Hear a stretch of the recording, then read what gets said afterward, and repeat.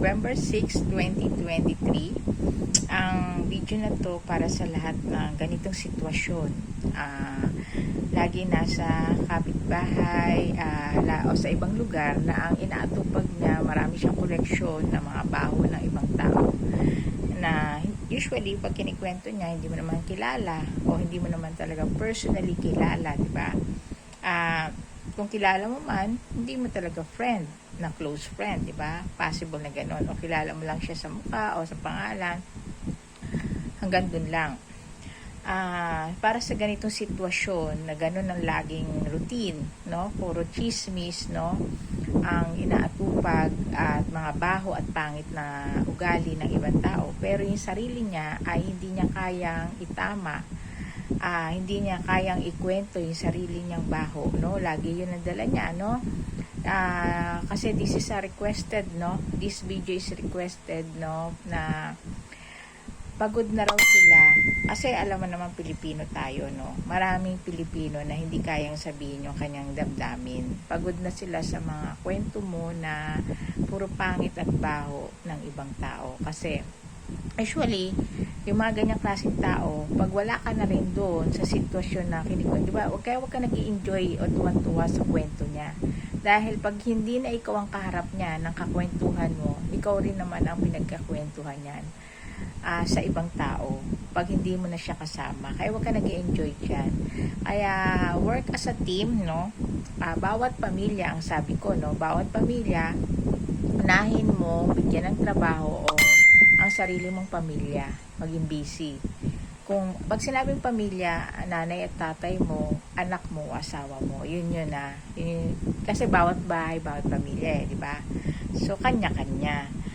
Gawin mong busy yung sarili mong pamilya na sa kapakipakinabang. Bigyan mo ng sweldo para mag-motivate na magtrabaho. Hindi lagi nasa chismisan. Kasi ikaw rin naman ang pinagchichismisan yan. Pagka galit sa'yo or meron siyang pabor na hindi mo na ibigay. Kaya sa'yo magsisimula pagbabago. Bawat bahay, bawat pamilya. Kasi pag yan yung nanonood ng daily routine mo o nakikita yung kung kasama mo siya. Basta sa bawat bahay, bawat pamilya. Sino ba yung pumupunta sa bahay mo? Usually nanay at tatay mo kung hindi mo sila kasama.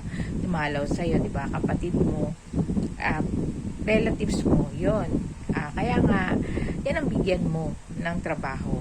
Unahin mo yung pamilya mo or kamag-anak mo. Unahin mo yung unang-una, chismosa, inggitera, paawa, epek, biling aping-api, buraot, at saka yung walang magawa sa buhay. Yung inaatupag na lang niya, nangungulekta ng mga baho ng iba, na hindi naman hindi ka naman magkakapera. Actually, this is the feedback, no? Yung iba nga daw, alam na alam niya ang buhay ng ibang tao. Kahit hindi naman niya ganong friend or hindi naman niya close, alam na alam niya yun, no? May collection siya, no? O hindi niya naman nakita ng personal. Alam na alam niya. Pero, sabi ng feedback, no? Kahit man lang magsaing, hindi marunong magsaing. Yun ang feedback ng mga nakakakilala sa kanya. Pag-aralan mong alamin yung skill, hindi chismis. Kasi feedback na ito, no? Marami nang nagpi-feedback nito. Kaya nga to all church, to all small to big business, and to all government offices, mag-seminar kayo ng ganyan. And to all school, pag nag-seminar ka na rin, pati sa magulang at estudyante, para lahat ng estudyante, paglaki niyan, busy yan sa kapakipakinabang na bagay. Kasi sila yung tropang one, automatic, no? Pag matanda, galit yan kasi sa'yo pag kinukorek. Kaya optional nila kung gusto nilang sumali sa pagbabago. Pag student kasi kay matanda o hindi, kasali. Kasi nga, nandun sila sa school para mag-aral, para matuto. So, sa school mo na i-implement yan. I-discuss about that. Yung tungkol sa chismis na walang ginawa yung pero wala siyang kaalaman. O kaya sa trabaho niya, napakagaling niya sa chismis, magkalat ng chismis. Pero, yung kanyang trabaho, ang resulta niya sa trabaho, mali-mali, hindi marunong. hindi magaling. Kasi nga, ang focus niya ay buhay ng ibang tao. Daig pa niya yung security guard kung makamonitor, no? Daig pa nga niya eh. Kaya nga dapat, kung ganyan ang karir mo, mag-apply ka na lang ng security guard. Alam mo ba, ang sweldo ng security guard nasa 20 to 30,000. Halimbawa, security guard ka ng mall or ng bangko, ay ang alam ko ganun ang sweldo nila, 20,000, no? Kesa buhay ng ibang tao pinagtitripan mo. Maraming marangal na hanap buhay na pwede mong pagkaperahan at maging busy ka. Kahit man lang magtinda ka ng banana queue dyan sa lugar mo, pansit, barbecue, alamin mo yung wala dyan sa lugar mo. Para, o kaya magtinda ka ng, may demo kasi tayo, no? At sa bawat bahay magluluto talipapa na malapit sa'yo. Kasi kung walang talipapa, para hindi na pupunta ng farm market yan. Para ma-prevent na rin po ang traffic, no? Hindi na siya, kasi bawat bahay, bawat pamilya magpa-practice sa pagluluto, no? Kaya ang pinaka in business ngayon ay talipapa. Kaya yung mga na rin na malapitan na grocery, naka-ready na kayo, payapa na kayo kasi magkakaroon kayo ng bultuhang kliyente, customer.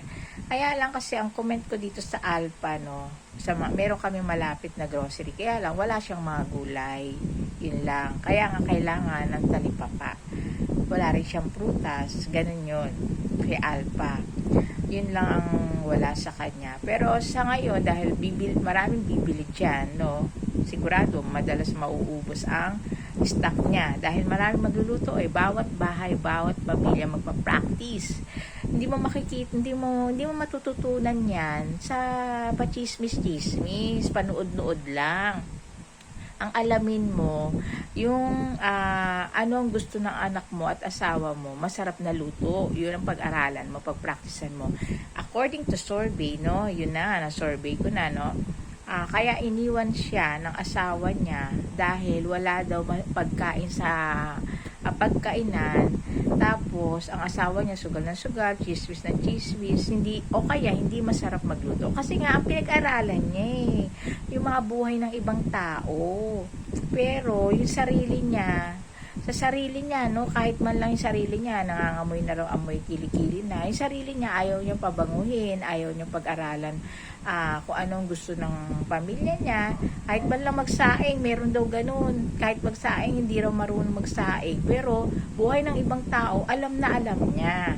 So yung kung ganun ang sitwasyon mo, ayun, tropang 1, 2, 3 ka na, or makulay tropa ka na, baguhin mo na yan. Kasi alam mo na ang meaning ng tropang 1, 2, 3. Priority bigyan ng benefits, pero priority kang magbago. So, kaya nga dapat sa bawat bahay, bawat kamag-anak, meron na yan. Huwag kang mahiyang sinusuot ang ating uniform. Today is Monday. Black tayo, no? Black. Monday, Wednesday, Friday, and Sunday, black. TTHS, navy blue. Walang sulat, plain, paki-memorize. At na one-on-one mo na dyan sa pamilya mo. Kasi pamilya mo yan, ikaw ang pwede mag one-on-one, lalo na kung ikaw ang breadwinner. Dahil ikaw yung magbibigay ng t-shirt sa kanila, baka nag-expect sila sa'yo. Ang nagre-reklamo sa'yo at nag-expect sa'yo na sa bawat pamilya mo. Immediate family, no, one-on-one. Yun ang kaya mong i-one-on-one yung pamilya mo. Pero pagka mag-anak mo, medyo di ba? Kasi ayaw nila na pinapakailaman sila, 'di ba? Kaya nga maraming Pilipino na marami pa rin bisyo kasi hindi natin kayang pakailaman 'yan. Yun nga sabi ng iba, no, lalo na yung ibang complicated tropa, wala ka daw pakialam kung nanlalalaki sila o nang bababae sila o nang bibisyo sila, alak, sigarilyo, shabu. Pera naman daw nila 'yon. Yun ang feedback. Kaya ka lang daw, inggit ka lang daw, wala kang pambisyo. Yun ang mga feedback nila. Inggit ka lang daw, wala kang pambababae. Kasi sila daw may pera para gastusan nila ang kanilang bisyo. So, di ba, ganun ang sinasabihin sa atin. Kaya, kailangan mo na lang mag-umpisa sa sarili mo, ipakita mo, i-demo mo, inggitin mo siya na wala kang bisyo. Mang-inggit ka sa ganun. At saka, isa sa sinabi ko, pagka pamilya mo talaga, immediate family mo, no? Yung sinasabi ko, immediate family, hindi yung pinsan mo, hindi yung kapatid mo. Kasi immediate family mo, anak at asawa mo, yun, di ba? Kung dalagat binata ka as nanay at tatay mo or kapatid mo, yun lang ang pwede, di ba? Immediate family mo, siya ang pwede mong i-one-on-one, bayaran mo ang pagbabago niya. Binigyan kita ng sample, kung sugaro lang nanay mo, sabihin mo, eto yung benefits mo, pero tatanggalin mo yung sugal. Yun yung sinasabi ko, binayaran mo yung pagbabago niya. Ibibigay mo kung deserve ka. So, ano ba? Usapin mo, mag one-on-one kayo. Dapat meron na po. Bawat bahay, bawat pamilya may one-on-one na sa bawat pamilya, no? Kasi magto 2 years na to, so naka more than 1 year na tayo, 4 years na lang ang natitira. Dapat meron ka na ring ipon na 3,300 plus yun, di ba? Sa isang taon. Kasi ako meron na nagawa ko nga, di ba, sinabayan ko. Kahit may pera ka, sasabayan mo ang pamilya mo, i-demo mo nga i-demo mo araw-araw, maglalagay ka ng 10 pesos, sarili mong box, yung transparent yun sinasabi ko. Kailangan sabayan mo yung pamilya mo, ipakita mo daily routine sa bawat bahay mo, bawat bahay, bawat pamilya, di ba sabi ko. So yung kapitbahay mo may ganun din siya, kaya ang pakailaman mo yung sarili mo. Okay? Hanggang dito na lang ang aking video. See you on my next video. Consistently demo. Maglinis ka dyan, at kung meron ka namang mga damit na sobra-sobra na dyan, tapos may kamag-anak ka na talagang dalawa lang ang damit, tapos luray-luray, butas pa sapatos, ipamigay mo na yan. Hindi mo naman sa sobrang dami niyan, hindi mo kailangan yan. At sobrang dami, para mabawasan na, no? Kung meron kang kamag-anak na walang-wala, dun mo ibigay. Kung meron naman, pare-pareho naman kayong magandang buhay, pwede mo ibenta sa very affordable para makinabang ang iba. Pwede mo ibenta ng 20 pesos o 25, bahala ka na, ano? Kailangan mo, sabi ko sa'yo, kung tropang 1, 2, 3 and all makulay, tropa ka, dahil sa'yo magsisimula ang pagbabago. Aalisin mo lahat ng bulok at pangit at nagigitata na dyan nagamit at ilagay sa junk shop o itapon sa basurahan. Lahat bago.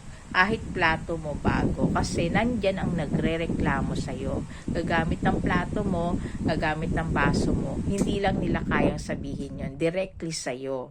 Dahil dapat kung may pera ka, may magandang komportableng upuan sa pamilya mo, hindi daily mong kasama yun at saka yung bibisita sa iyo na kamag-anak mo, kung may pera ka. Pero kung wala, palabas lahat ng gamit mo, yun ang ipapakita mo, yun ang demo mo. Kasi nga, dinedemo mo naman kay pilingera. Hindi naman kaya, pero piling mayaman, hindi naman niya kayang sumabay sa iba. Ang demo mo, kailangan maibenta mo lahat ng gamit mo, na-convert mo sa cash, tapos magbilang-bilang ka sa kanya para ganun din ang gagawin niya sa sarili niya. Tapos yung kontang perang nakuha mo, yun ang paikutin mo, magnegosyo ka kahit barbecue, banana Q, nilagang saging, nilagang mais.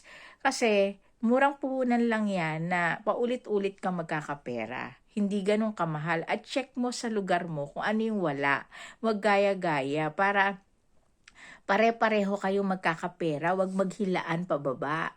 Kasi ang Pinoy ganyan, crab mentality, yan ang tatanggalin nyo. Ituro sa school yan. Kasi sa estudyante, may pag-asa pa silang magbago. Pero yung matanda, ang hirap i-correct. Kaya sa school, all school, kaya yung mga pastor, mamamatay ka na lang kaka-preach mo dyan. Dapat sa school kayo all student kayo mag-preach kung gusto nyo na mabago ang Pilipinas.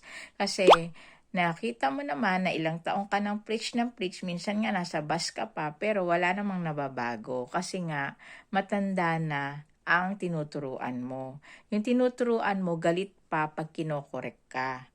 Kaya nga kung meron kayong Bible study sa bawat bahay, tatanggalin mo na rin 'yan. Kasi ang nakita ko may observation